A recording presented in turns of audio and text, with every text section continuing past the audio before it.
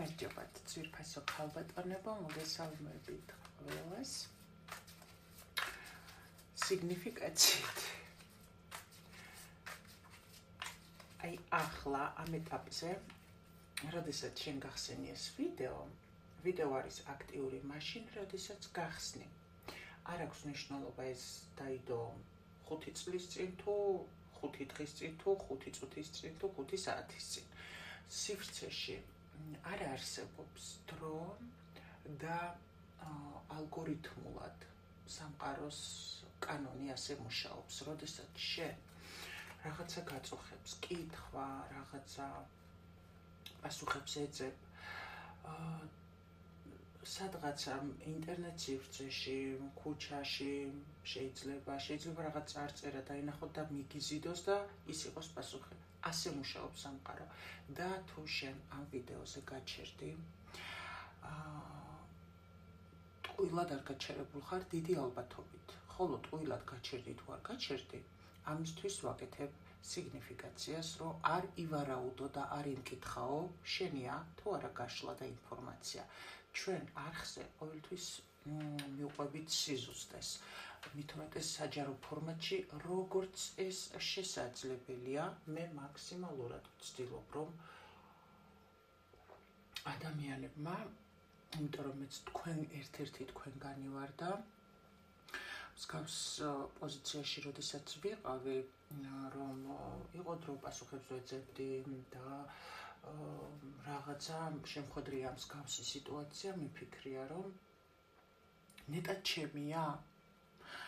კი, საჯაროა და ეს ყოველთვის უნდა გავითვალისწინოთ და გადაწყვეტილება, მე ყოველთვის ვეუბნები ადამიანებს.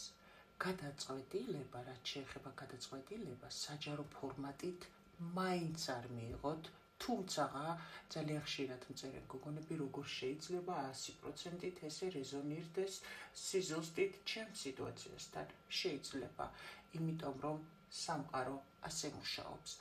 თუმცა იქ შეიძლება რეზონირება იყოს 100%-ით შენი, მაგრამ თუნდაც აი ეს ერთი წინადადება გაშლაში იყოს სხვისიც, იმიტომ რომ აქ მასშტაბური ინფორმაცია მოდის, ხო? ყველამ თავისი უნდა მიიღოს და დაიჭიროს და ის თუ ვერ ხვდებით პირობითად აი გაშლაში უკვე თქვენი რომელი არ არის, აი რაღაცნაირად, იცი როგორ შეიძლება მთელი ვიდეო უსმინოთ და ის დეტალი ვერ დაგამახსოვრდეთ, ესე იგი შენი არ არის. ჩემო ძვირფასებო, ეხლა ნახოთ, აი ახლა ამ ეტაპზე ამ წუთას რა ხდება შენს ცხოვრებაში. სანამ ეხა სიგნიფიკაციას გავხსნი, სხვათა შორის მე ვიღაცას რო ეთქვა ჩემთვის, რომ ტაროლოგი გახდებიო, სადღაც 1-3 წლის წინ ვიტყოდი, რომ მაგრად კარგად გავიცინებდი, განა იმიტომ, რომ რაღაცა რამე სულ მაინტერესებდა ეს ეზოთერიკული მიმართულების სხვადასხვა მიმართულებები, მოდი ასე ვთქვათ, ეზოთერიკა და სხვადასხვა მიმართულებები, მაგრამ ეს მე რო ამას გავაკეთებდი, ეს მართლა არასდროს არ წარმომედგინა. და თურმე ჩემი მთავარი მისია სულის იყო ეს. ხო და რის თქმა მინდა, სულ ყოველთვის მაინტერესებდა ბავშვობიდან კიდევ ვამბობ 13 წლიდან. ზუსტად 13 არის გარდამტეხი პერიოდი, 13 წელი, იმიტომ რაღაცა ერთი ეტაპი სრულდება და ახალ ეტაპზე გადადის ადამიანი. ეს ცალკე თემაა კიდე და რომ ვუყურებდი ხოლმე ბოლო წლებში ვიდეოებს, აი ყოველთვის ფიქრობდი ხოლმე, რომ ტაროს გაშლებს და ასე შემდეგ, რომ ღმერთო, აი რა იქნება, რომ ამ ადამიანმა ზოგის ვიდეოები მომწონდა, ზოგის რაღაცა ვჩერდებოდი და აი ხა ამ ადამიანმა რო თქვას, რომ მე ვარ ქრისტიანი, ხო შეიძლება რომ ამასთან ერთად და ის ადამიანი არ ამბობდა ამას და კიდევ აი გეფიცებით ეს რა იყო, მე არ ვიცი. ყოველთვის იმ ქალბატონს ვაკვირდებოდი ხოლმე ფრჩხილებზე, რომ სულ მინდოდა, რომ რაღაცა ისეთი ხასხასა ფრჩხილები ქონოდა, რაღაცა ჯადოქრული და რაღაც ეგეთი, აი თითქოს ღმერთს ვეხვეწებოდი, რომ ღმერთო ოღონდაც აი მაქსიმალურად სუფთა იყოს თქო, აი ხალხო ეს იყო შოკი. ამ დროს ამ ქალს ხშირად ესეთი ფრჩხილები ქონდა ხოლმე, რაღაცა შავი, რაღაცნაირი, და ვფიქრობდი, არა და რა კარგი გოგოა და რა კარგი გოგოა და ხო შეიძლება და ამ დროს ეს ვიღაცა რო დაუწერდა ან ის რა ქვია ქრისტიანი რაღაცა მე ამაზე უწერდა ხოლმე რომ ის რა ქვია კაცო წადით მაშინ და თქვენი არეთ ეკლესიაში ეს რაღაცა ცუდად მხვდებოდა გამიგეთ აი ეს პროტესტი მქონდა და მე საბოლოოდ აღარ ვუყურებდი ნუ მოკლედ სადღაც სანამ ტაროს დავიწყებდი ალბათ ბოლო 2 წელი იმ ადამიანისთვის აღარც მიყურებია თუმცა რაღაცეების სამყაროსეული ინფორმაციით მე რაც მჭირდებოდა ყოფილა 1-2 მომენტი რომ დამხმარებია მის მიერ გამოგზავნილი ინფორმაცია ვერ ვიტყვი რომ თლად ჯადოქარია მაგრამ ვერც იმას ვიტყვი რომ სუფთა სივრცეში მუშაობს ეს ადამიანი და ამ ყველაფერს რატო უყვები იცით იმიტომ რომ მე თურმე აი იქ რაც არ მომწონდა თურმე მამზადებდნენ ყველაფერი იმისთვის რომ მე აქ ამ სისტემაში ის აი ხალხო ეს როგორ მუშაობს იცით აი სასწაულია უბრალოდ სამყაროს განაზომიერება განვითარების ეტაპების რდის პროცესია და მე სადღაც იმ ყველაფრიდან 2 წლის შემდეგ შევედი ესოთერიკის სივრცეში კონკრეტულად უმაღლესი ვიბრაციების გზაზე და ზუსტად ეს იყო რომ მე ვისგანაც ავიღე ასე თქვა ჩემი ინსპირაციის წყარო ვინც იყო ქალბატონი ვალენტინა ბარბაქაძე მე ამას სულ ვამბობდი და ალბათ ყოველთვის ვიტყვი მისი ძალიან მადლიერი ვარ იმიტომ რომ მან გააღვიძა ჩემში ეს ცოდნა მისი ენით მისი ხმით მოხდა ჩემში ამ ცოდნის გაღვიძება ვერავინ ვერაფერს ვერ ისწავლის ძვირფასებო კი არა და ყველაფერს ისწავლის მაგრამ შეიძლება ისწავლო ბევრი რაღაც, მაგრამ შენის ვერ გამოიყენო, იმიტომ რომ შენი სულის გზა, შენი დანიშნულება თუ არ არის, უბრალოდ ის ნასწავლი, მე ნასწავლს არ ვეძახი იმას, რის სწავლად შეგიძლია, რასაც ვერ გამოიყენებ. ეს არის უბრალოდ დაზეპირება. დაზეპირებით კი ჩვეულებრივი ჩაპროგრამება ხდება, რომელსაც დაზეპირება არის იგივე მდგომარეობა, რაც ფაქტიურად ხელოვნური ინტელექტი, იმის იქით, რომ ჩაბეჭდილი ინფორმაციის იქით, რომ ინდივიდუალური გასაქანი არ აქვს რობოტს, ხო? აქედან გამომდინარე, ამ ადამიანმა ჩემში გააღვიძა ის დაძინებული ცოდნა, რაც ჩემში უნდა გახსნილიყო სამყარო მისიენით და ზუსტად მთავარი მიზიდულობა, რაც მე დამემართა, იყო ის, რომ ეხლა ვინც ამბობს, რომ ბევრს საუბრობ, ეს არის ჩვენი არხი, აქ მარტო ტაროს არ ვშლით, ეს არის ტრანსმუტაციის არხი, ჩვენ გაცნობიერების პროცესებსაც გავდივართ აქ, საფეხურებსაც გავდივართ, აქედან გამომდინარე თუ ვინმეს ეზედმეტება აქ საუბარი შეუძლია გავიდეს და მილიონი ტაროლოგიის გვერდია, სამკითხაოც და ასე შემდეგ და შეუძლია იქ შევიდეს, ხო და ამ ქალთან რო დავინახე ხატების კუთხე რა ხატები ედო და თან საუბარშიც რაღაც ისეთი ვიდეო შემხვდა ზუსტად რომ კაცო მე ამასო რაღაცა საჯუჯოოდ და საიმაოდ კი არ ვეყენებო ტაროსო მე აქ მუშაობ სუფთა სივრცეში და მე ამ ინსტრუმენტის მეშვეობით ვეხმარები ადამიანებსო და ზუსტად იმ ინფორმაციას აჟღერებ და მართლაც რაც იმ წუთში ყოველ შემთხვევაში მე მჭირდებოდა სულის დასახმარებლად. და ეს იყო ზუსტად ის ბეჭედი, როდესაც მე ვთქვი ეს ის არის.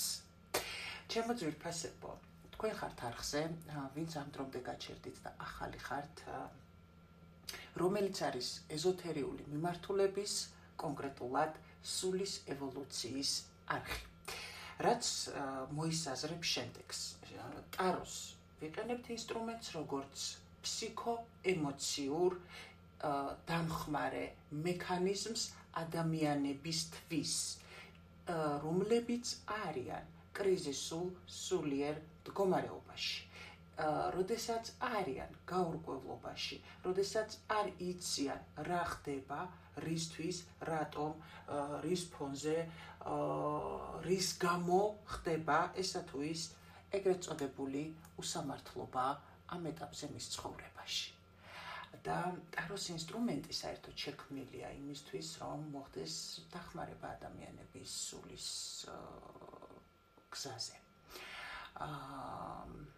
როგორი რაღაცა, იცი, ტაროს, ეხლა როგორ მუშაობს ეს ინსტრუმენტი, გეტყვით მარტივად. ადამიანებს, ვისაც აქვთ ეს მისიურად ეს ცოდნა, რა თქმა უნდა არიან სხვანაირად გრძნობიარენი, სხვანაირად გამტარები, მოკლედ ადამიანებს, ვისაც მისიურად აკისრია ის, რომ ტაროს ინსტრუმენტი უნდა გამოიყენოს და თავისი ცოდნა, რომელიც მან საგვარეულომ, მაღალმა ძალებმა მისიურად დაეკისრა, მოდი ასე ვთქვათ, გამოიყენოს მხოლოდ ადამიანების დასახმარებლად, მანამდე კი თვითონ გაატარებენ ისეთ გზებს, სადაც მას უწევს გამოცდების ჩაბარება და არჩევანების გაკეთება, არჩევანის გაკეთება სხვადასხვა რთულ სიტუაციაში ყოფნის დროს და ზუსტად ეს არის შენ თუ დაუშვათ გადალახავ იმ არჩევანს, რაზეც გაყენებ სამყარო სწორი კეთილი მიმართულებით, ხო? მაშინ მაგ შემთხვევაში უკვე შენ მუშაობ სუფთა სივრცეში, კონკრეტულად ტაროლოგიაში. როგორ არის იცი? ეხლა იტყვით ალბათ, რომ მაშინ მკითხავებიც, ნახე, მისიურად მე ეს ნიჭი მომყვება ისე, რომ წინა ცხოვრებაში იყო ჩემი სული შავი მაგი, ბნელი მაგი, რომელიც ადამიანებს აზიანებდა.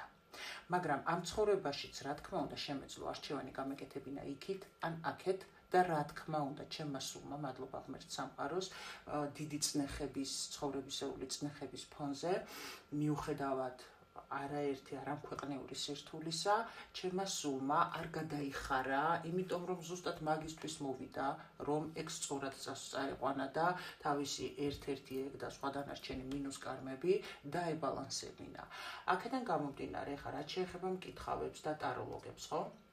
ტაროლოგია არის ზოგადად ადამიანის დამხმარე, რომელიც მუშაობს სუფთა მაღალვიბრაციული სიხშირეებით, ენერგიებით და მკითხავი არის უფრო ადამიანი, რომელსაც აქვს ცოტა ქვესკნელური ვიბრაციები. რატო ირჩევენ მაშინ, ხო? იმიტომ რომ ისინი ვერ აცნობიერებენ, ჩემო ძვირფასებო. აქ ყველაზე მთავარი, რაც ადამიანის მისია ამ ცხოვრებაში, ეს არის მასშტაბურად თითოეული ჩვენგანის, ეს არის გაცნობიერების ფაზა, ეს ტრანსმუტაციის მდგომარეობა, რაც ჩვენს არხს ჰქვია მეორე სახელად. გაცნობიერება, ანუ ცნობიერების ერთი მაღალ საფეხურზე გადასვლა ერთი საფეხურით, ხო? ამას ძალიან ბევრი ადამიანი კი ნიჭით მოყვათ ის, რომ დაუშვათ მათ აქვთ ის მდგომარეობა, რომელშიც არიან რთულ კრიზისულ მდგომარეობაში, მაგრამ ზუსტად აი ამ დროს ნახე ხდება რა, არჩევანის გაკეთება. ნიჭი გაქვს და შენ გააკეთე, ნიჭი რა არის? ნიჭი არის შენში დაძნებული ცოდნა. რასაც ვერ ისწავლი და შენ გააკეთე არჩევანი ეს ცოდნა გამოგეყენებინა ცოტა ბოროტულად. აი ეს არის განსხვავება მკითხავებსა და ტაროლოგებს შორის. ეხლა კი დავიწყოთ, რა ხდება ეხლა შენს ცხოვრებაში. მე უფრო ასეთ დროს ვიტყოდი, რომ ადამიანი არის მარტო და სამყაროსგან არის მოლოდინში, გული აქვს სუფთა, გასუფთავებული სიმშვიდე, ეხლა ვერ ვიტყვი რომ ნამდვილად რაღაცა, მაგრამ ძირითადად ადამიანი არის მარტო და სხვათა შორის დიდი გზა გამოიარეთ მარტოობის, შემიძლია გითხრათ და თქვენი წარსული გამოცდილებით, აი, გასუფთავებული ხართ, მოდი ასე ვიტყვი რა, გასუფთავებული ხართ უბრალოდ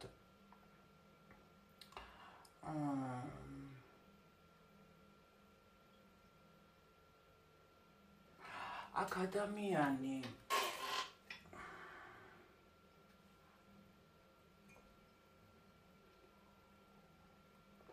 გამოვიდა, გეუბნებით რაღაცა დიდ წინააღმდეგობებს შორის აღმოჩნდა, სადაც იპოვა გზა და მიდის, თუმცა როგორი რაღაცა, იცი, ეს ერთ წამის უნდა დავაზუსტო თავის ცოდნასთან მიმართებაში.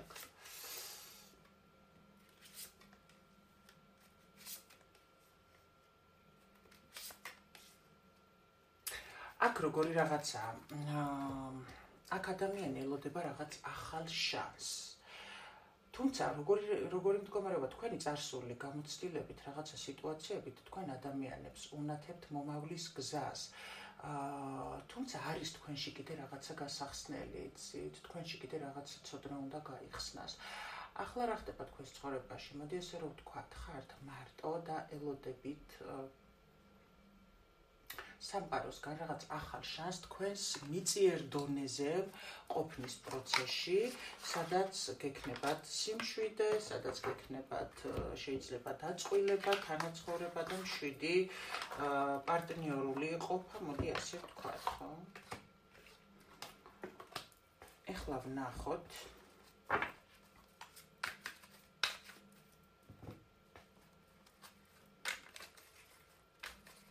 აქ ასევე შემიძლია ვთქვა ადამიანები, რომლებმაც გახსნის თავის ცოდნა, რაც შეეხება საქმიანობას და სამყაროსგან მიიღეს რაღაც ახალი შანსი, რის იმეშეობით ძალიან მშვიდად კარგად ცხოვრობენ, თუმცა ეს ადამიანი მაინც ელოდება რაღაცას, რაღაცა ვერ არის მთლად, ისე კი ელოდება დედის ცვლილებას, სიყვარულთან დაკავშირებით, კი, აქ თქვენ მაქსიმალურად ბალანსში ხართ, გამოხოდით ნებისმიერი, კი, აქ უფრო სიტუაცია არის ადამიანებისთვის, ვისაც მიწიერ დონეზე სტაბილურობა აქვს, მაქსიმალურად ყველაფერი, მაგრამ ელოდება რაღაცა თავის ბედის ცვლილებას, ეხლა უკვე ყველაფერი დანარჩენი აქვს რიგზე. ნახოთ ეხლა რა მიდის, ვინაიდან მოგეხსენებათ, რომ 16 თებერვლის ჩათვლით იყო 2025 წელი და 17 თებერვალს შემოვიდა 2026 ცეცხლოვანი ცხენისწელი, რომელიც არის ჩემი წელი და კიდევ ერთხელ გილოცავთ ყველას. ეხლა კი ვნახოთ, იყო ძალიან ტრანსფორმაციული პერიოდები, თუ გქონდათ ემოციური ქარიშხლები, რო იტყვიან, ეს ნორმალური იყო, იმიტომ რომ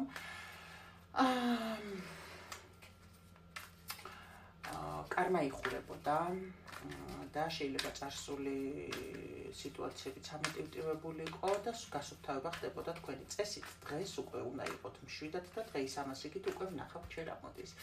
ეხლა კი ვნახოთ, რა წაიღო 2025 წელმა თქვენი ცხოვრებიდან, რა დასრულდა თქვენს ცხოვრებაში კარმული ხაზით 2025 წელში. და რა შემოდის 2026 წლის პირველი 2 თვის ინტერვალში, ანუ აპრილის ბოლომდე რა შემოდის თქვენს ცხოვრებაში? მნიშვნელოვანი. გაჩერებული სიტუაცია, ლოდინი, თითქოს სწავლების პროცესი და ბედის როგორც თითქოს რა წაიღო 2025 წელმა.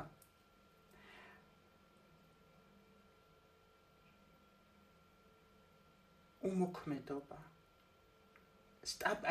მაქსიმალურად სტაბილურობაში რო ცდილობდით ყოფილიყავით და ინფორმაციის მოლოდინში რო იყავით. 2025 წელი იყო თითქოს უფრო თქვენი სწავლების და ასე ვთქვათ, ამ მიმართულებაში მიწიერ დონეზე ამ მიმართულების ცვლილების. 2025 წელმა წაიღო თქვენი ფიქრები, წაიღო თქვენი ბედი რას მიმზადებს მდგომარეობა და წაიღო თქვენი გაჩერებული სიტუაცია, წაიღო თქვენი უმოქმედობა. სიზარმაცეც, მოდი ასე ვიტყოდი. რას მოიტანს 2026 წელი?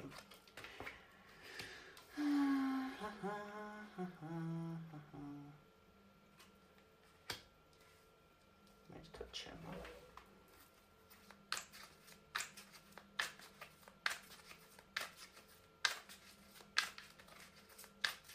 რას მოიტანს?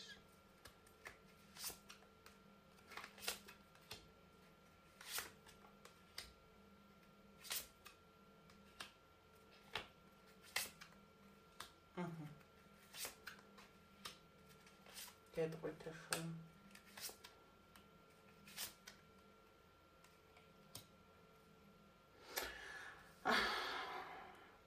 ხო გეუბნებით, აქ ბედი შეიცვლება.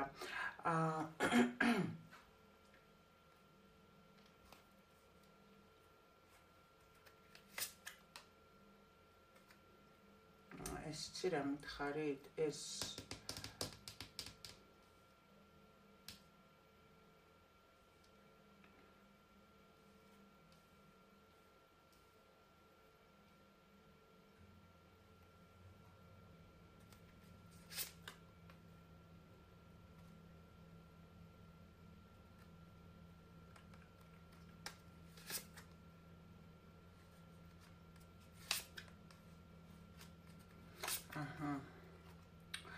ესე იგი, ჩემო ძვირფასებო, აქ ხდება ადამიან რას მოიტანს მამაკაცი, რომელიც ძალიან დიდხანს ფიქრობდა, ნაბიჯი გადმოედგა თუ არ გადმოედგა, არ ვიცი, შეიძლება მთელი ეს დისერტაციები დაიცვა ამ საკითხთან მიმართებაში და თქვენ რო გეგონათ, რომ ეს არაფერი არ არის და ეს სიყვარული დასრულდა თუ ემოცია თუ მაგის მხრიდან და თქვენ საერთოდ არაფერს ვერ აკეთებდით, აქ ამასობაში თქვენ გაიზარდეთ. ამიტომ თქვენ გაზარდეთ ეს ადამიანი, თქვენი უმოქმედობით, მოდი ასე ვთქვათ. აქედან გამომდინარე, ზუსტად ამიტომ თქვენ ბედი იცვლება, აი აქ ნახე, თქვენ ნახე, აქ ხდება განახლება, ეს ადამიანი დგავს ნაბიჯებს, აქ უკვე მაღალი ძალები გადაწყვეტილებას იღებენ, რომ დავთავრდა, ეს ადამიანი დგავს ნაბიჯებს, ხო გეუბნები, აი დიდი ხანი იყო ვერაც, აი უმოქმედობის სიტუაციაში, ამ დროს იყო აი თქვენს ურთიერთობის ფუნდამენტზე დამოკიდებული და გაცნობიერების პროცესში ამ ურთიერთობის თემაზე პასუხისმგებლობის კუთხით. თითქოს ეს ადამიანი გავიდა, მაგრამ ეს სიყვარული ვერ გავიდა მაგისგან რა, ვერა. თქვენ კარმა დაასრულეთ. კი, გაკვეთილები ისწავლეთ და მზად ხართ ახალი საწყისისთვის.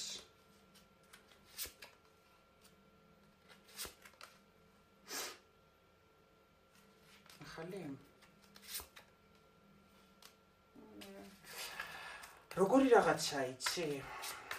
ან ახალი ეტაპი იწყება, ხა ყველასთან ინდივიდუალურია, განახლებული, გასუფთავებული, აი როგორც პრინციპში გვეუბნება ეს წელი, ხო, რომ ძველი კარმები წავიდა და ახალი გასუფთავებული სიტუაცია შემოდის. აქ ვერ ვიტყვი მე, რომ გინდა თუ არა ახალი ადამიანი შემოდის, იმიტომ რომ ამ ადამიანთან თქვენ გაკავშირებდეთ. შეიძლება თანაცხოვრება და სექსუალურ თემებს ვერ ხედავ, მაგრამ შეიძლება თუნდაც ეგეც, მაგრამ აქ გაკავშირებდა თქვენ ამ ადამიანთან რაღაცა. ყველა ვარიანტში, იმიტომ რომ აქ ერთმანეთს ეხმარებოდით თქვენ ზრდის პროცესში, უბრალოდ თქვენ ეხმარებოდით ამ ადამიანს. ამიტომ ეს ადამიანი ბრუნდება. ეს შემოდის, კარგი, ბრუნდება, გავიგეთ, მაგრამ რა პერიოდში გამოდის ეს ადამიანი და რა ფორმით გვაჩვენეთ, რა პერიოდში?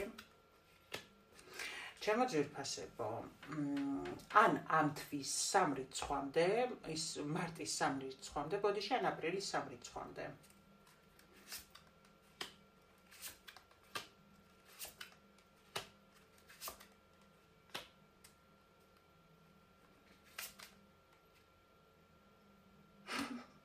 სასაცილოები ხართ ორივე.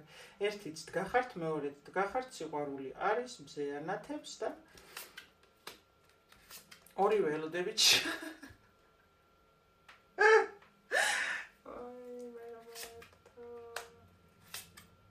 ვინის სწავლის აქ გაკვეთილი.